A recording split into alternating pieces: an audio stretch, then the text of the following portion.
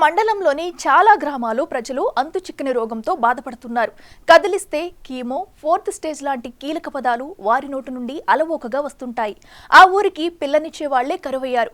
దాదాపు అందరి ఇంట్లో ఎవరో ఒకరు మాయదారి మహమ్మారి క్యాన్సర్ బారిన పడుతున్నారు.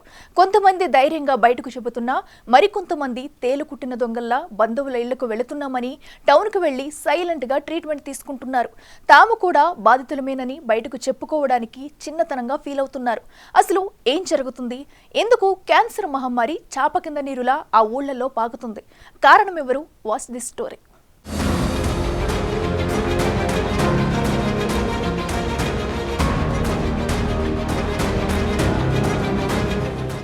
ఖమ్మం జిల్లా నేలకొండపల్లి మండలంలోని పలు ప్రాంతాల్లో క్యాన్సర్ మహమ్మారి పెనుభూతంలా విస్తరిస్తుంది. చెన్నారం, బోదులపండ, రాజేశ్వరపురం, సుద్దేపల్లి, చెరువు మాదారం గ్రామాల్లో పదుల సంఖ్యలో క్యాన్సర్ బాధితులున్నారు. ఒక్క చెన్నారం గ్రామంలోనే 50కి పైగా కేసులు ఉన్నాయంటే పరిస్థితి అర్థం చేసుకోవచ్చు. ఈ ప్రాంతాన్ని పీడిస్తున్న క్యాన్సర్ మహమ్మారి రోజు రోజుకు విస్తరిస్తుంది. స్థానికులు భయాందోళనకు గురవుతున్నారు. ఇటీవల చెన్నారంలో క్యాన్సర్తో 10 మంది మృత్యువాత పడ్డారు.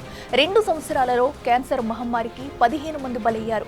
గ్రామంలో ఉన్న యువకులకు ఎక్కడ పెళ్లి సంబంధాలు రావోనని భయంతో బయటకు చెప్పడం లేదు. కానీ ఇంకా ఆ గ్రామంలో చాలా మంది క్యాన్సర్ బాధితులున్నారు.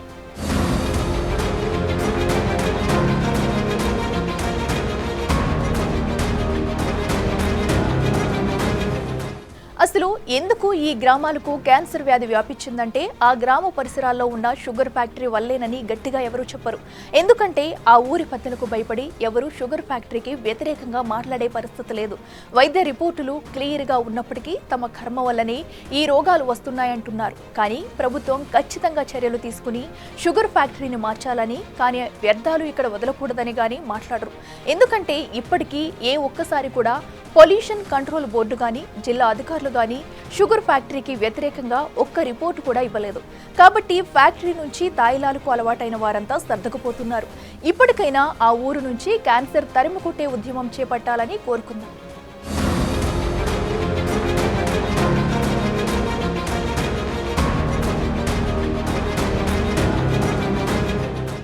మాది చెన్నారం గ్రామం అండి. నా పేరు రచ్చ నరసింహారావు. మా గ్రామంలో గత 5-6 సంవత్సరాల నుంచి ఈ క్యాన్సర్ మహమ్మారి బాగా విజృంభిస్తుంది. అంతకుముందు 1-2 కేసులు ఉంటే సక్రమంగా పట్టించుకునేటటువంటి పరిస్థితి లేకపోయే. ఈ మధ్యకాలంలో మరి మాకు ఈ షుగర్ ఫ్యాక్టరీ అనేటటువంటిది వచ్చి కూడా ఒక 25 సంవత్సరాలు 30 సంవత్సరాలు అవుతుంది. మరి ఈ ఫ్యాక్టరీ వల్ల కాలుష్యం వల్లనో లేకపోతే నీటి కాలుష్యం వలన ఏదనేటటువంటి నిర్ధారణ కాలేదు. చాలామంది వచ్చారు, మేము మొరపెట్టుకుంటే కొంతమంది వచ్చి డాక్టర్స్ వచ్చి వాటర్ టెస్టింగ్ అని తీసుకెళ్ళి చూపించారు. వాటర్లో ఏం తేలలేదని చెప్పారు. మరి ఎందుకు వస్తుంది అనేటటువంటి ఇంకా నిర్ధారణ కాలేదు, చేయలేదు, సక్రమైనటువంటి పరీక్షలు ఏం చేయలేదు. సుమారు 40-50 మంది క్యాన్సర్ వ్యాధితో బాధపడుతూ కొంతమంది చనిపోవటం కూడా ఇటీవల కాలంలో చనిపోయింది. కొంతమంది ఈ రోగంతో కొట్టుమిట్టాడుతున్నారు. ఆర్థిక పరిస్థితి బాగలేక చాలామంది హాస్పిటల్కి పోయే పరిస్థితి, మందులు కూడా కొనుక్కోలేనటువంటి పరిస్థితి ఏర్పడింది. ఒకసారి ఈ క్యాన్సర్ అనేటటువంటి దాని మీద ఒక సమిష్టిగా ఇక్కడ ఏర్పాటు చేశారు. దానికి చూసి వెళ్ళిపాటమే జరిగింది. కానీ దీని మీద ఏమైనటువంటి నిర్ధారణ కానీ వీళ్ళని తీసుకెళ్ళి మరి చూపించడం కానీ ఇవన్నీ కూడా ఏం చేయలేదు ప్రభుత్వం వారు పట్టించుకోవాలి. వెంటనే వీళ్ళందరినీ కూడా వ్యాధిని అనేటటువంటి తగ్గించాలి, రాకుండా చూడాలి, వచ్చిన వాళ్ళకి తగ్గించాలి. దానికి మందులు కానీ ఇవన్నీ ఏర్పాటు చేయాలి. అట్లనే వాళ్ళ బతుకుదేరు కోసం పెన్షన్ అనేటటువంటిది కూడా ఒకటి క్యాన్సర్ వాళ్ళందరికీ కూడా ఇప్పించాలి. ఇటీవల కాలంలో బోధకాలని కేసీఆర్ బోధకాలు వాళ్ళకి ఇప్పించాడు. మరి అట్లనే బోధకాలు లాగానే ఈ క్యాన్సర్ పేషెంట్లకు కూడా తప్పనిసరిగా ఇవ్వాలి. క్యాన్సర్ పేషెంట్లు కూడా ఇష్టమనేటటువంటిది చాలాసార్లు చెప్పారు. కానీ ఇంతవరకు క్యాన్సర్ పేషెంట్లు గుర్తించిన వాళ్ళు ఖచ్చితంగా వాళ్ళకి పెన్షన్ ఇచ్చి ఆదుకోవాల్సిన అవసరం ఈ ప్రభుత్వం మీద ఉంది.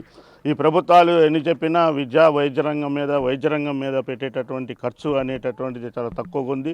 ఇలాంటి వ్యాధులు వచ్చినప్పుడు భయభ్రాంతులకు గురై చాలామంది కూడా చనిపోవటం ఎక్కువ జరుగుతుంది. జనరల్గా మీ ఊర్లో ఎంతమంది అసలు ఉంటారు? చాలా మంది 10ల సంఖ్యలో ఉన్నారని చెప్పి అంటున్నారు. కొంతమంది బయటికి రాని పరిస్థితి కూడా ఉందంటున్నారు. 40-50 మందికి తక్కువ లేరండి. చెప్పుకోలేనటువంటి పరిస్థితి కూడా చాలా మంది ఉన్నారు. అందుకని 40-50 మంది ఈ రోగంతో బాధపడుతున్నటువంటి పరిస్థితి ఉంది. కాబట్టి వెంటనే ప్రభుత్వం వారు ఇక్కడ క్యాంప్ పెట్టి వీళ్ళందరినీ గుర్తించి వీళ్ళకి సరైనటువంటి మందులు వైద్యం అందించి వీళ్ళకి పెన్షన్ సౌకర్యం కూడా వెంటనే కల్పించాలనేటటువంటిది కూడా చెప్తున్నాం. అందుకని ఈ ఎలా వస్తుంది అనేటటువంటి గుర్తించి వాటి రాకుండా నివారించేదానికి కూడా ఇక భవిష్యత్తులో రాకుండా చూసేదానికి ఉన్న వాళ్ళకి వచ్చిన వాళ్ళకి వైద్యం అందించేదానికి మందుల ఖర్చులు కూడా ప్రభుత్వం భరించి వాళ్ళకి ట్రీట్మెంట్ చేసి వాళ్ళకి తగిన న్యాయం చేయాలనేటటువంటిది మా గ్రామం నుంచి మేము డిమాండ్ చేస్తాం. ఏది ఏమైనా ఈ యొక్క ప్రాంతంలో పచ్చడి ప్రాంతమైన పంటలు విశాలంగా పంట వసతి ఉన్న అన్ని రకాలుగా పచ్చ ప్రాంతమైనా కూడా ఇక్కడ ఈ యొక్క క్యాన్సర్ మహమ్మారి అనేది కేవలం పేదవాళ్ళకే ఎక్కువ వచ్చి ఇవాళ ఇద్దరి తల్లిదండ్రులను కోల్పోయిన వాళ్ళు ఉండరు. పెళ్ళైనాక భార్యలు కూడా ఇక ఈయంతో ఉంటే కలవదని పిల్లలు దూరం చేసుకొని భార్య కూడా వెళ్ళిపోయిన పరిస్థితి ఈ ఊర్లో ఉన్నది. కానీ ఇలాంటి పరిస్థితి పట్టపోతల శ్రీకాంత్ ఇవాళ కనీసానికి వండుకొని తినే పరిస్థితి లేదు, వచ్చి ఎవరన్నా అన్నం పెట్టే పరిస్థితి లేదు, అవాయిడ్ చేస్తుర్రు. క్యాన్సర్ అంటే ఒక బాధాకరంగా ఉంటుంది. కాబట్టి ఈ ప్రభుత్వం గతంలో తిరుమలాపాలెం మండలంలో బోధకాల వ్యాధులకు ఖచ్చితంగా ఆ ప్రభుత్వం పింఛన్ ఏర్పాటు చేసింది. ఇక్కడ కూడా ఈ యొక్క క్యాన్సర్ బాధితులతో ప్రత్యేక దృష్టి పెట్టి ఈ క్యాన్సర్ బాధితులకు పింఛన్ ఏర్పాటు చేయాలని, అదే కాకుండా ప్రభుత్వం ఇక్కడ డాక్టర్లను ఏర్పాటు చేసి అసలు ఇక్కడ ఎంతమంది ఉన్నారు ఇప్పటికీ 42, 100, 200 మంది అసలు తెలియకుండా ఉండని వాళ్ళు చాలామంది ఉన్నారు. వాళ్ళని కూడా బయటపెట్టి అసలు క్యాన్సర్ రాకుండా చేసే ప్రత్యేకమైన చర్యలు ఈ ప్రభుత్వం తీసుకొని భవిష్యత్తులో ఇలాంటి ఇబ్బంది రాకుండా ఈ ఊర్లో పిట్టలు రాలిపోయినట్టు రాలిపోతారు. మనస్తాపం, భార్యలు చచ్చిపోతే భర్తలు మనస్తాపం చెంది కూడా చచ్చిపోయిన వాళ్ళు ఉన్నారు. కాబట్టి ఈ ప్రభుత్వం ఈ యొక్క గ్రామంపై ప్రత్యేక శ్రద్ధ పెట్టి ఈ యొక్క గ్రామాన్ని కాపాడాలని, లేకపోతే ఈ ప్రాంతం అంతా క్యాన్సరు బారిన పడి ఈ యొక్క నేలమట్టమే పరిస్థితి ఉంది. ఈ గ్రామానికి పెద్ద ఇబ్బందికరమైన పరిస్థితులు ఉన్నాయి. కాబట్టి వెంటనే దీన్ని ఆపేయాలని ప్రభుత్వాన్ని కోరుతున్నాం. సరే అమ్మ, మీరు ఈ క్యాన్సర్ వ్యాధి మీకు ఎలా వచ్చిందని మీకు ఎట్లా మీకు గుర్తించారు డాక్టర్లు కానీ మీరు కానీ? పనికి పోయినప్పుడల్లా వాంతులు అయ్యేది, పడిపోయేది, వాంతులు అయ్యేది, కళ్ళు తిరిగేది, పడిపోయేది, నొప్పులతో ఎంతో బాధపడేది. అవి ఖమ్మం వెళ్ళి హాస్పిటల్ చూసుకుంటే ఈ మీద ఒక గడ్డ వచ్చింది, గొంతులో ఒక గడ్డ వచ్చింది.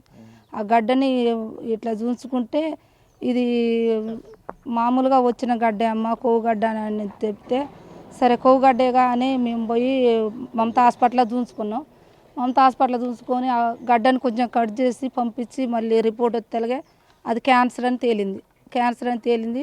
మీరు హైదరాబాద్ వెళ్ళాలమ్మా, ఏ హాస్పిటల్ కన్నా మీరు హైదరాబాద్ వెళ్ళండి, హైదరాబాద్ వెళ్ళి చూసుకొని రాని అంటే అక్కడ పోతే 4th ఏజ్ అని తెలిసింది. హాస్పిటల్కి వెళ్ళినాక 4th ఏజ్ అని తెలిసింది. క్యాన్సర్ 4th ఏజ్ ఉంది, ఈ అమ్మాయి బతకడం కష్టం, మీరు రేడియేషన్ కీమో కూడా ఈ అమ్మాయికి పనిచేయదు, మీరు డబ్బులు చూసుకోండి, డబ్బులు చూసుకుని మరి 10 లక్షలకు ఎక్కువ అవుతాయి, మీరు డబ్బులు చూసుకొని చూసుకునేటట్టయితే కనీసం ఒక 2 సంవత్సరాలైనా బతకొచ్చని లిక్విడ్ తీసుకోండి, 53,000 లిక్విడ్, ఆ లిక్విడ్ వాడితే కొంతకాలమైనా ఉండొచ్చు అని చెప్పారు.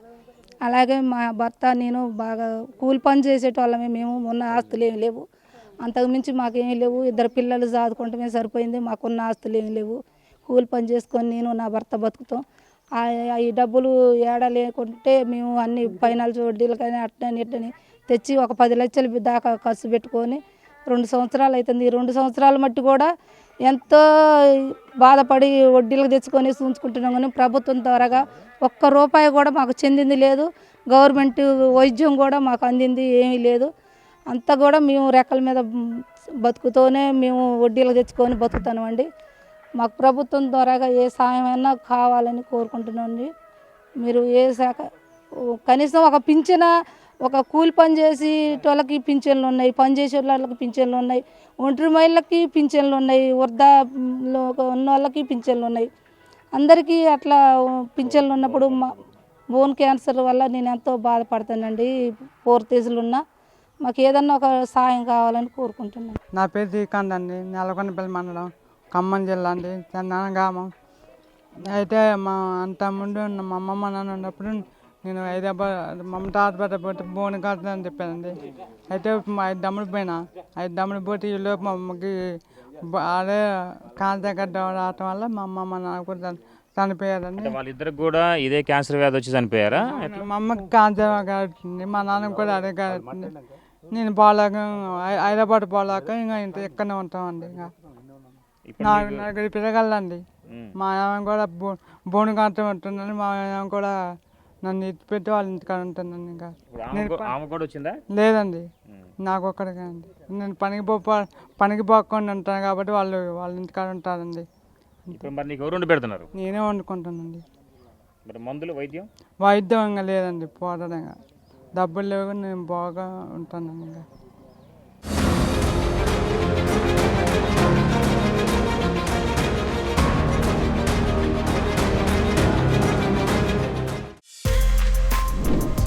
For more videos like this, subscribe Big TV channel.